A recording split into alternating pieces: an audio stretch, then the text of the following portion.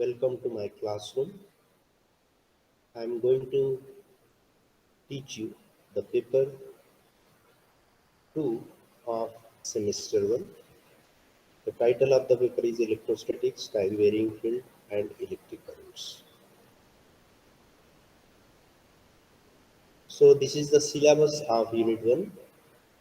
Coulomb's law in vacuum in vector form, force between two charges, electric field intensity, electric potential, electric field intensity due to a point charge, electric dipole moment, electric field intensity due to an electric dipole, electric field as a negative gradient of potential, and conservative nature of electric field. So these are the some reference and textbooks for further reading and taking notes.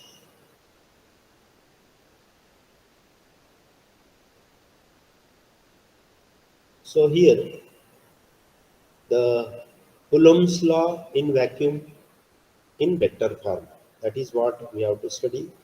The force between two charges is directly proportional to product of the charges and inversely proportional to the square of the distance between them.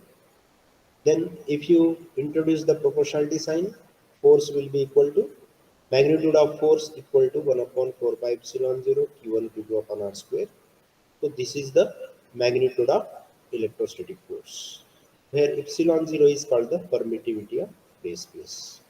That is the space or say the medium in which the charges are situated. And here this formula shows the magnitude of force only, and its unit is Newton. But we know that the force is a vector quantity, therefore it is to be expressed with direction also. Again, epsilon 0 is equal to 8.85 into 10 to the power minus 12 Coulomb square per Newton per meter square. And therefore 1 upon 4 pi epsilon 0 almost equal to 9 into 10 to the power 9 Newton meter square per Coulomb square. So here the two charges are there, and if the distance between these two charges is equal to r, then this formula may be applicable with magnitude alone. But we have to express this in vector form. So therefore, we will continue to the next slide. Okay. Yes. Yes. So Coulomb's law in vacuum in vector form.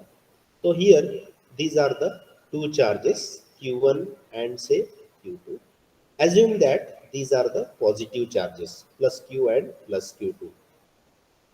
These charges are situated in space having position vector say R1. Q1 is having position vector R1 and Q2 is having position vector R2 like this. And therefore vector from Q1 to Q2 will be R2 minus vector R1. So this is by triangle law of vectors. So what is given? Charge is given, its position vector is given, and another charge is given and whose position vector is given.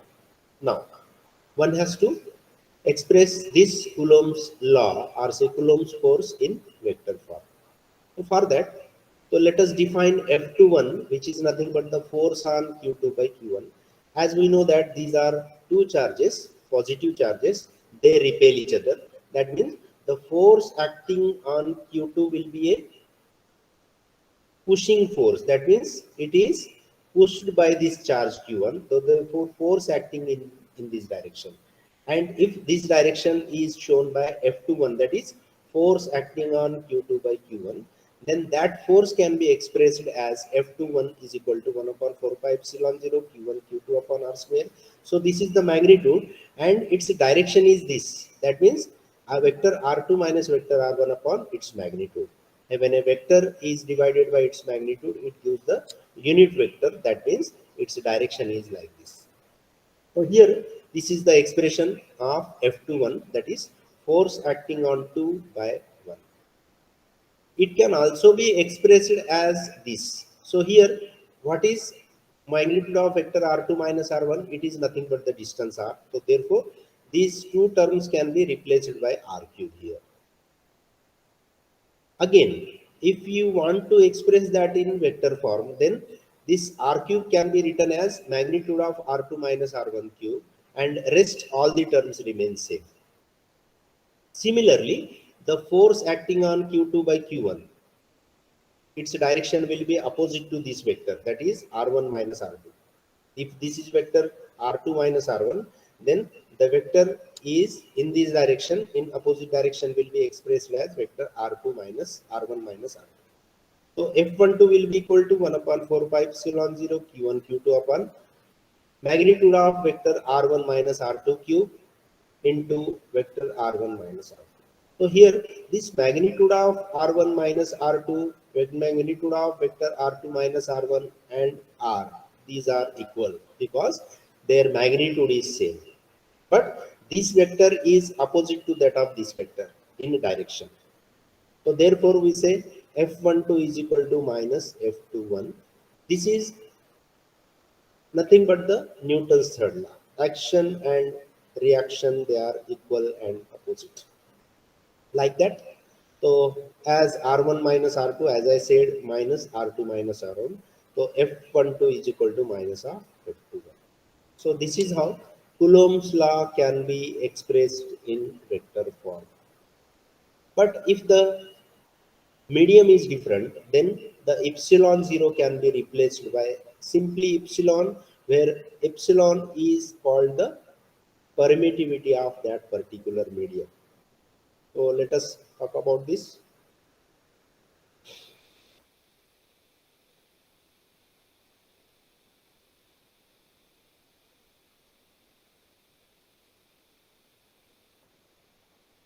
So these are certain illustrative problems for your practice. Two protons with position vectors 2i plus j minus 2k and minus I plus 2j minus k are situated in space. Find the Coulomb's force between them. So you may practice that. Second is two charges plus 10 coulomb and plus 20 coulomb are located at points 0, 1, 2 and 1, 2, 1 respectively. Find the force on plus 20 coulomb. Yes, the limitations of Coulomb's law. Coulomb's law is applicable to point charges only. Stationary charges, then we can apply Coulomb's law. If the charges are moving, we cannot apply Coulomb's law directly.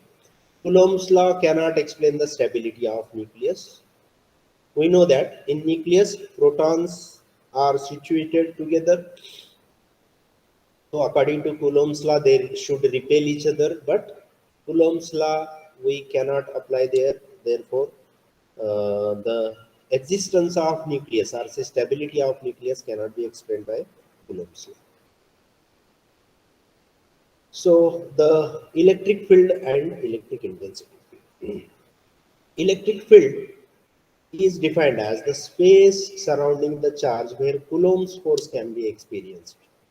So if there is a charge, then there is a space surrounding that charge where Coulomb's force can be experienced.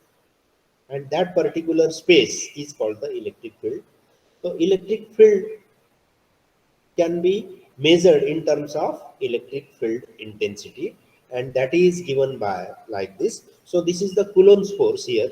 So this is the Coulomb's force. So electric field intensity, this is the charge. Then force will be like this.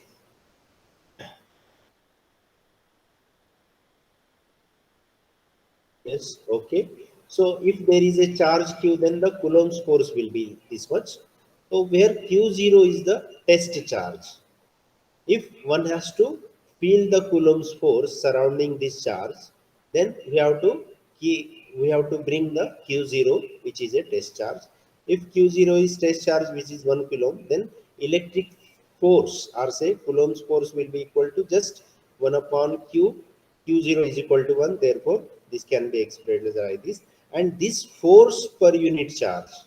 Okay, so this is the force acting per unit charge is called the intensity of electric field at that particular distance. And its unit is volt per meter or say Newton per coulomb. So general formula for intensity is E is equal to F upon Q0, that is equal to this much. So Q0 is the test charge. That means the intensity term related with a single charge, this charge Q. Intensity due to this charge at any place at a distance r can be expressed by this formula. So at a particular point where test charge should feel the Coulomb's force, and that test charge will be equal to 1 Coulomb, then that force experience is nothing but the intensity of that electric field. Okay, thank you so much. Let us stop here. We will continue with the next topic in the next lecture. Thank you.